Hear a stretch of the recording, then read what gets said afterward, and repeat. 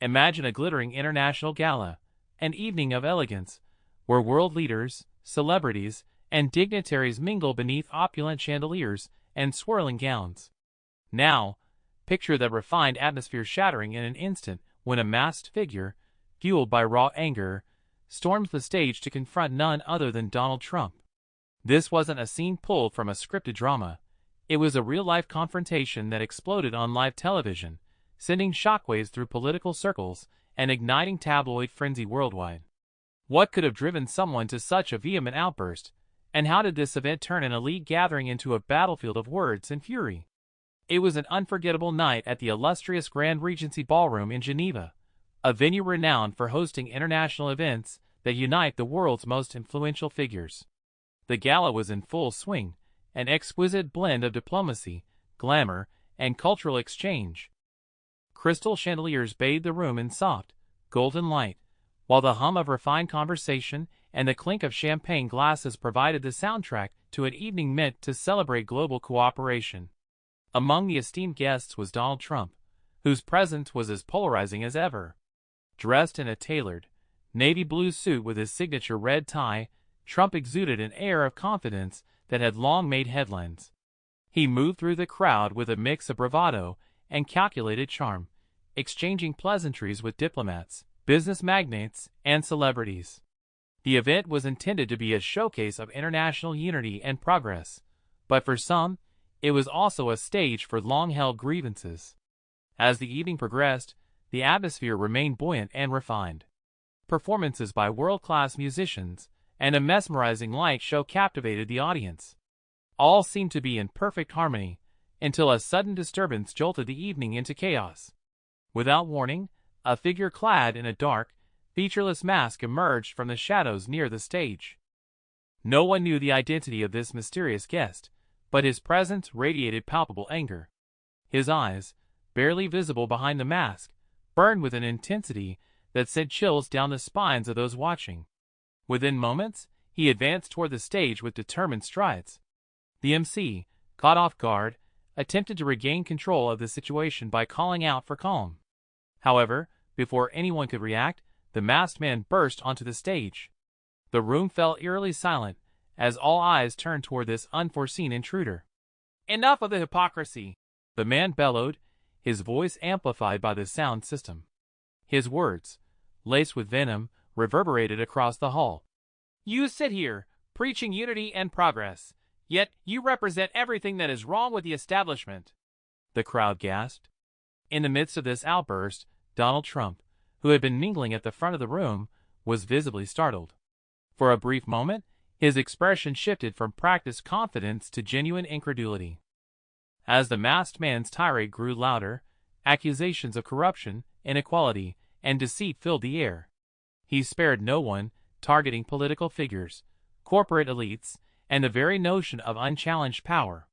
"Mr. Trump," the masked guest shouted directly, pointing an accusing finger, "your words have built walls, divided nations, and left the people to suffer. Tonight, you must answer for your lies." The statement hung in the air like a death knell. Trump's eyes narrowed as he stepped forward, his face a mixture of indignation and defiance. "Who do you think you are?" he retorted, his voice booming in reply. "This is an international gala, a forum for respectful discourse. You have no place here." A murmur of shock swept through the audience. Some guests leaned forward, captivated by the unfolding drama. Others exchanged worried glances, fearful of the escalating confrontation. The masked man, undeterred by Trump's retort, advanced even closer. His tone escalated from anger to fury as he continued, "I am the voice of the silenced millions. I am here to expose the rot at the heart of our society." In that moment, the stage transformed into an arena where words clashed like weapons. The tension was electric. Reporters, hidden in the wings and seated among the guests, frantically recorded every word on their smartphones. The altercation was being broadcast live by several media outlets, and within minutes, the incident was trending across social media platforms. Donald Trump, never one to shy away from a verbal spar, took a step closer to the masked man. "You can shout all you want," he said coolly, "but your anger does nothing but highlight your own insecurities. I have built empires, created jobs, and yes, I've spoken my mind, but not like you. This isn't the way to change the world." The masked guest's eyes flickered with even greater intensity as he replied, "Your empires are built on exploitation. Your words are empty promises that have led to division and despair. I'm sick of seeing powerful men use their wealth and influence to silence the cries of the people." As their voices escalated, the gala's elegant decor seemed to recede into the background. The confrontation was raw and unfiltered, a clash between the established order and an enraged dissident. A security guard hurriedly approached the stage, trying to mediate, but the tension was too thick to dissolve with mere words. "Please, sir," the guard pleaded, "let's not turn this into a physical altercation. We can discuss this peacefully." But the guard's words were drowned out by the rising chorus of discontent from both sides of the debate. Some in the audience began to cheer for the masked man, while others rallied behind Trump, their voices merging into a cacophony of support and opposition. Amidst the chaos, one of the gala's organizers, a dignified woman in an elegant evening gown, stepped forward, her voice trembling yet resolute. "This is an event of international cooperation," she declared. "We must respect one another, even when we disagree. I ask that you both calm down." For a moment, it seemed as if her plea might restore order. The masked man hesitated, his chest heaving as if struggling with a mix of righteous anger and uncertainty. Trump, however, continued to glare, unwilling to relinquish his stance. In a sudden and unexpected move, the masked guest lunged toward Trump, aiming to grab his arm. The physical contact was brief but charged with a potential for violence. Gasps erupted from the audience, and security personnel rushed to intervene, separating the two figures. The scuffle was short-lived, swiftly contained by the guards, but the impact was indelible.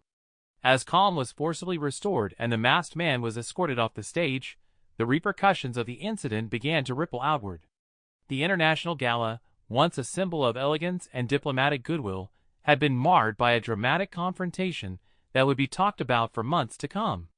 News cameras captured every moment, the heated exchange, the masked intruder's passionate declarations, and Trump's resolute, defiant stance. Headlines flashed.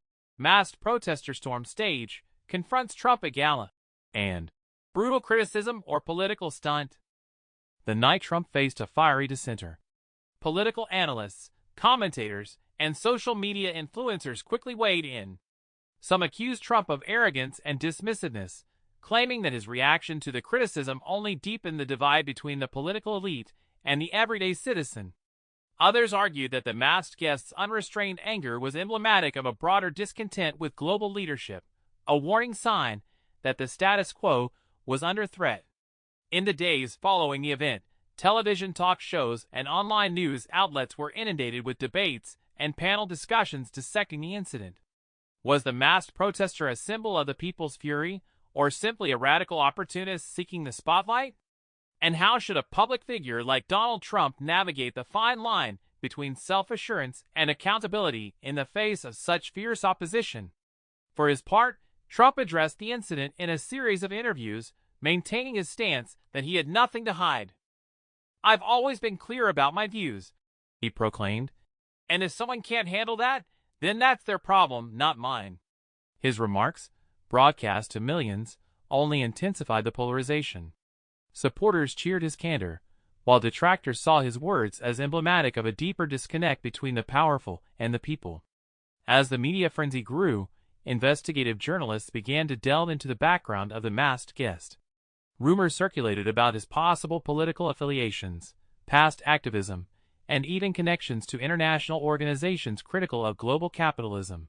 While no definitive answers emerged, the mystery surrounding his identity added fuel to the already raging fire of public curiosity. Behind closed doors, in the quiet aftermath of the public spectacle, both sides of the confrontation were forced to reflect on the deeper issues at play. For Trump, the incident served as a stark reminder that even the most polished images could not shield one from the rising tide of public discontent. In private conversations with his advisors, he acknowledged that the event had exposed vulnerabilities, both personal and political, that he could ill afford to ignore. For those who supported the masked guest's actions, the incident became a rallying cry for greater accountability and transparency. Protests erupted in cities around the world, demanding that leaders, regardless of their status, be held to the same standard of responsibility. Academic forums and public debates were convened, exploring the implications of power, free speech, and the right to protest. The masked guest's dramatic outburst, though chaotic and uncontrolled, resonated with many who felt that the voices of the marginalized had long been suppressed. Social media platforms buzzed with polarized opinions. Memes, hashtags, and viral videos captured the intensity of that fateful night. Some used humor to diffuse the tension, while others employed sharp political commentary to highlight what they saw as a turning point in the public's relationship with power. In one viral clip, the masked guest's face, partially obscured but full of raw emotion, became an icon of resistance. In another, Trump's unyielding glare was immortalized as a symbol of steadfast leadership, regardless of public sentiment. Months later, the incident at the International Gala remained a subject of intense debate and analysis. In academic journals and political think tanks, the confrontation was dissected as a case study in modern political theater, a vivid illustration of how personal expression, public expectation, and media spectacle can collide in the most unexpected of places.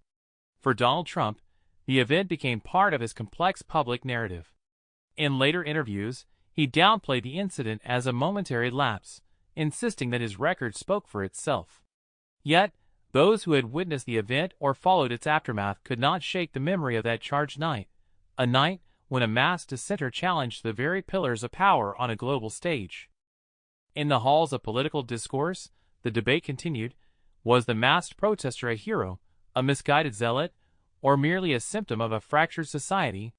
And what did it mean for the future of international relations, where personal grievances and global politics were increasingly intertwined? While definitive answers remained elusive, one thing was clear: that night had irrevocably changed the conversation, forcing a reckoning with the realities of power, accountability, and the voices of dissent.